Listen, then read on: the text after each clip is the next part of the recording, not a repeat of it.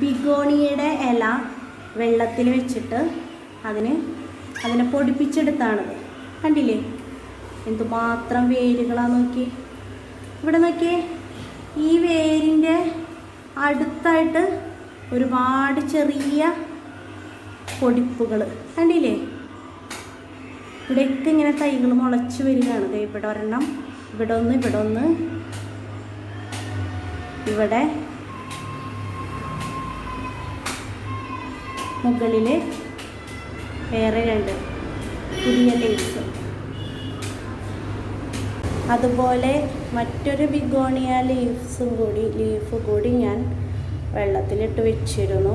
അതിന് മറ്റേൻ്റെ അത്രയ്ക്ക് അധികം വേരുകളൊന്നും ഇല്ലെങ്കിൽ കൂടിയും എന്താ വെള്ളത്തിൽ നിന്നിരുന്ന ഈ ഭാഗത്തൊരു ചെറിയ ബഡ് കണ്ടില്ലേ.